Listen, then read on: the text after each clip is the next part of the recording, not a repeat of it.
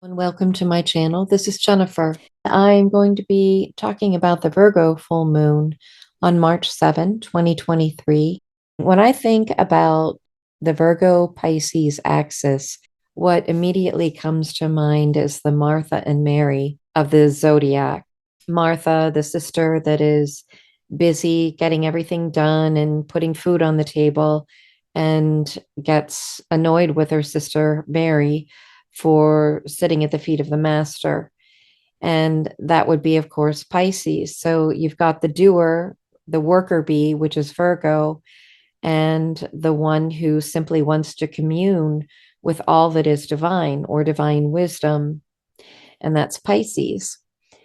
Pisces also does, in its expression, it is wanting to escape physical reality or wanting to escape perhaps even the mundane aspects of everyday living. The very extreme version of Pisces would prefer to simply meditate on a mountainside and not be bothered with anything having to do with everyday life. But Pisces in general is quite changeable. It is mutable water. So, another expression of the Pisces extreme is to change with the tides of other people's emotions.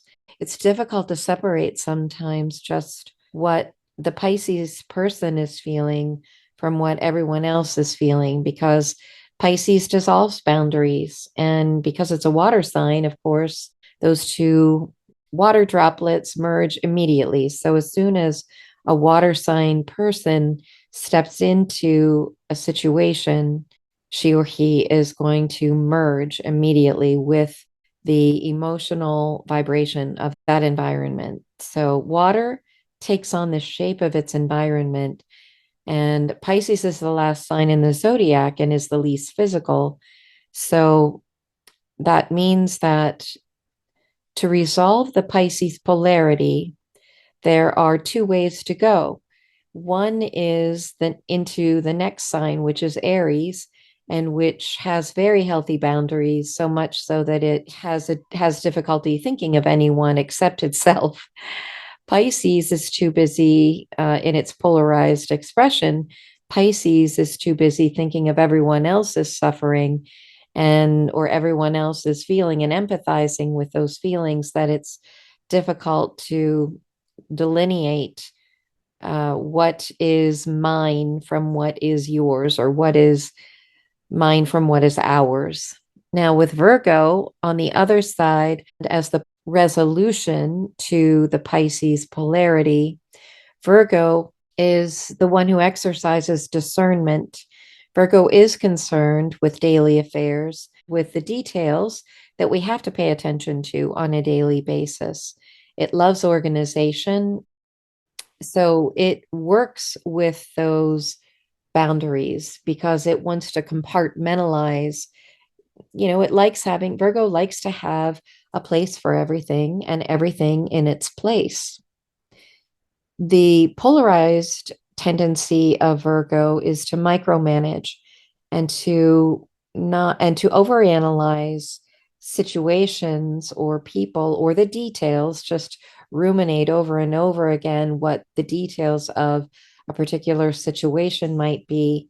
And so Virgo needs to learn from Pisces how to really let go. So the ideal, obviously, is to be able to have a blending of these two energies so that we can use our creative visualization. We can escape the reality of our world long enough to daydream, to imprint, or to cast our vote in the undifferentiated wholeness out of which everything manifests. But then we also have to learn to bring it into the physical reality. We can't just stay out there in the waters of meditation or contemplation, or get lost in empathy, get lost in other people's emotions to the point that we have no direction, that we're a ship without a rudder. We have no way to steer, or if we do have the means to steer, we've lost direction. So both Virgo and Aries can help Pisces resolve that feeling of being utterly lost. So that is what this Virgo full moon is reflecting back to the Pisces personality. We also have Mercury on one side of the sun and Neptune on the other side. Mercury and Neptune are not conjunct, but Mercury does form a wide conjunction to the Sun, and Sun forms a wide conjunction to Neptune. And therefore, I am reading these as a group. And in my harmonic blends, I'm also grouping these three together. Mercury is the communicator, and next to the Sun, it's wanting to provide that telepathic communication from the other dimensions.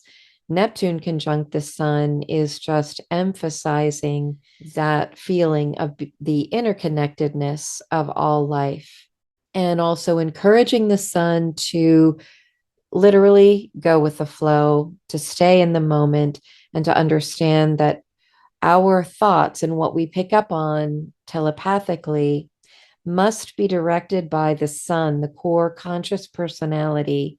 And we also, with this Virgo full moon, the Sun needs to pick up its cues from the emotional nature moon in Virgo and be able to use discernment and to be able to sort out. Virgo rules the intestines. So in the body, it's sorting out what is useful and should be gleaned for nourishment, and what is toxic and needs to be discarded as waste. So emotionally, we are needing to do this very same thing. And with the moon in opposition to Neptune, there is this dynamic of being so psychic, but we've got to remember that Virgo is there to help us use wise discernment to only take in physically and emotionally what will truly nourish our spirit and let the rest go. And also to relinquish the need to overanalyze every situation and simply to recognize when it's time to float in the ocean and let divine spirit or source move us organically to our next step and our next course of action. So, as we look at this chart, we also have a very interesting conjunction with Venus, Chiron, and Jupiter. And I do view Chiron as the modern ruler of Virgo. Mercury is the ancient ruler of Virgo, and it's conjunct the Sun, while Chiron, the modern ruler, is conjunct Jupiter. And with Jupiter, Chiron, and Venus all in Aries, this is magnified opportunities to heal our identity, to be able to discern what is mine from what is ours long enough and in a healthy way so that we are not that lost ship in the middle of the ocean without a rudder, so that we truly can blend the moon in Virgo discernment with our healed identity, Chiron and Aries, conjunct Jupiter and conjunct Venus, still the ruler of the Taurus North Node.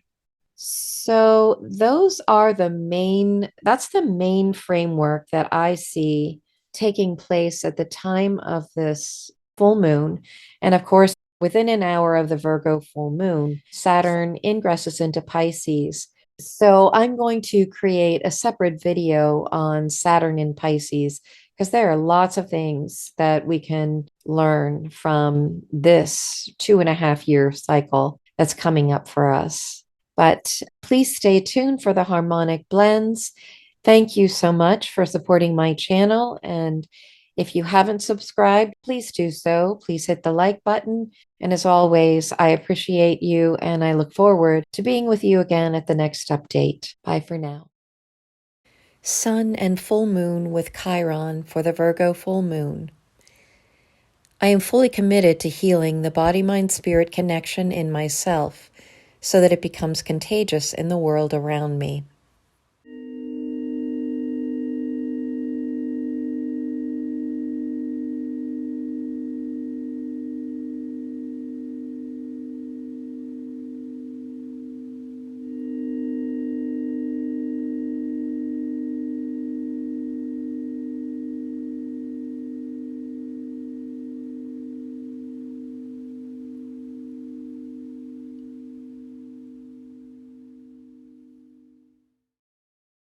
Sun, Mercury, and Neptune for the stellium in Pisces.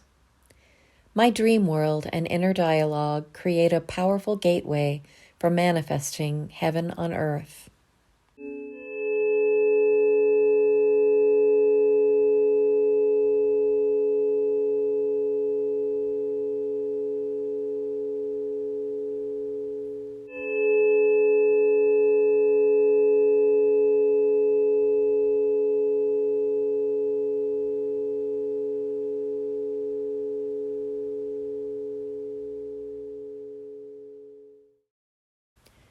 Sun, full moon, and Mars for the T-square. I confidently move forward in service to others and ultimately manifest the fulfillment of my dreams.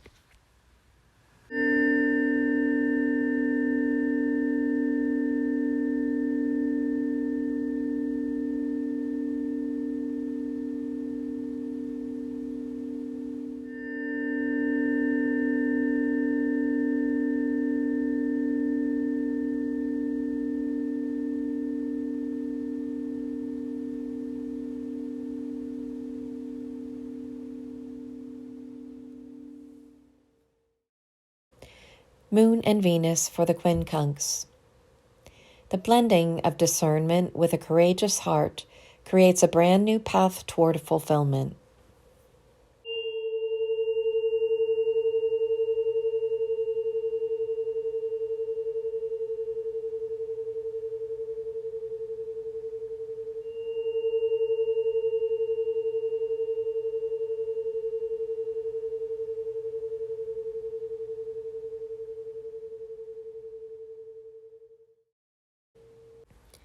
Moon with Uranus for the trine. The universe supports my unique service work with unexpected miracles and abundance.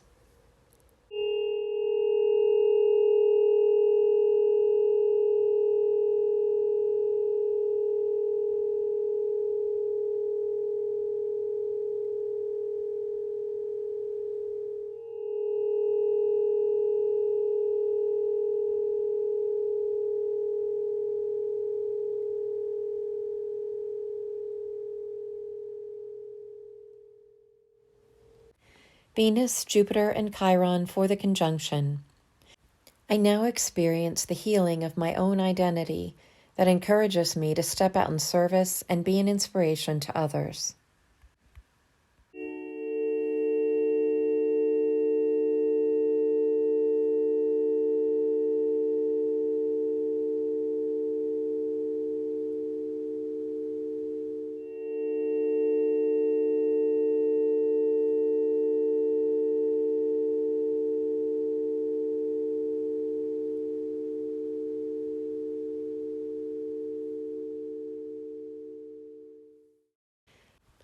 Mars with Neptune for the square. I now easily blend my ambition and courage with divine insight and wisdom for the fulfillment of my goals and dreams.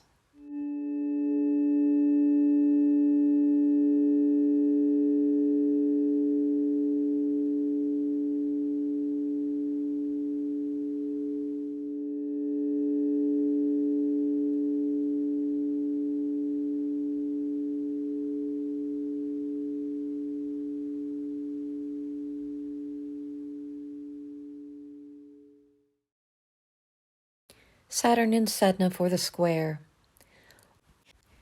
My old perceptions of time, space, and government now dissolve, giving way to universal law that governs with immediate reciprocity.